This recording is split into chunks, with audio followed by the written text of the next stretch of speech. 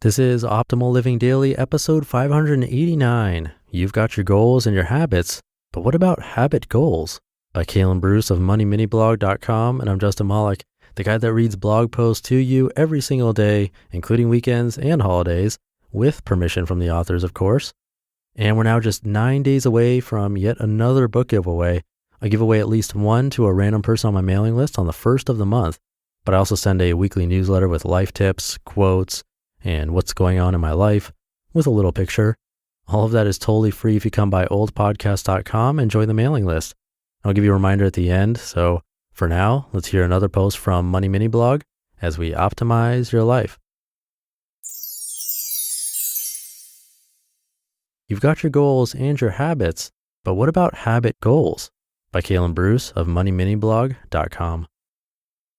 Should you focus on habits or goals? What do you think? Both, right? Aren't they both important?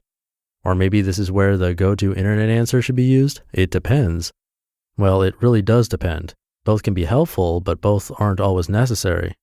As I pointed out in Goals versus Habits, if you had to choose habits. But here's something even better. How we think about goals.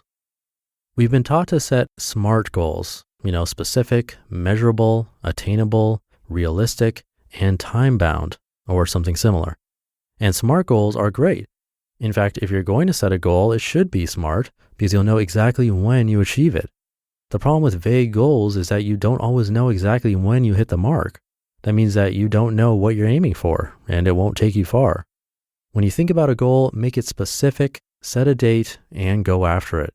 Of course, that's easier said than done. Sometimes it's hard to figure out what a goal actually looks like. There's a way to make clear, concrete goals. Writing your goals down. Have you ever heard that only 3% of people write down their goals? Is that true? And is it really that powerful?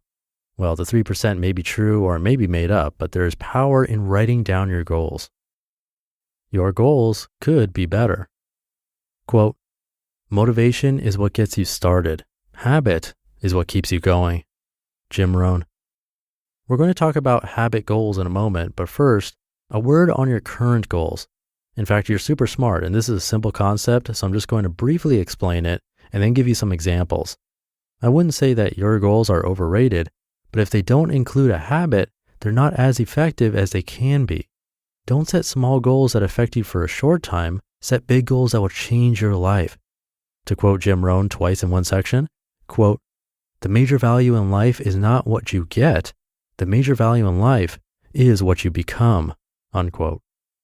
Your goals should turn into habits that change who you are, preferably for the better, or you're doing it wrong. Creating habit goals. So what's a habit goal? It's exactly what it sounds like. A habit goal is simply a goal to create a habit. That's it. It's not about accomplishing something one time. It's ongoing. Habit goals can be tracked by counting the number and watching the consistency. It's pretty simple. So here's what that actually looks like. Quote, I will run on the trail beside my house for 10 minutes 3 times a week, adding 2 minutes each week, unquote. It's specific, it tells you exactly where to go and what to do, and it's the foundation of a habit.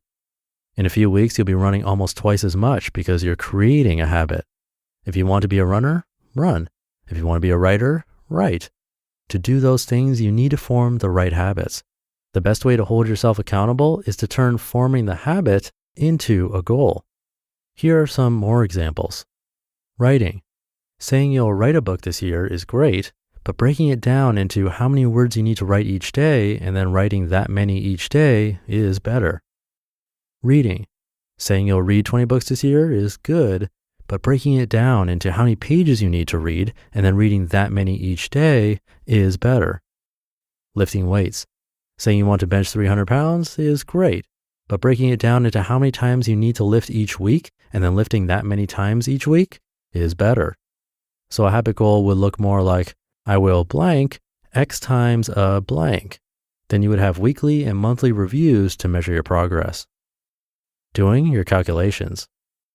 Of course, you need to know what you're actually striving for, so it's a good idea to keep the standard goal, such as I will lift X amount of weight by the end of the year. That's where you're going. The key is in dividing the goal into a daily or weekly habit. Figure out what you want to accomplish this year, and then figure out what you need to do this month. Then break it down until it becomes a habit. Think about it. If you want to lose weight, set a small weekly goal. It's fairly easy and very doable to lose 1 pound a week. Figure out what you need to do to get there and how many weeks it will take you. That will give you an endpoint. Here's a final example of what I mean. If I eat healthy options, avoid liquid calories, and eat mindfully, I will lose 1 pound a week.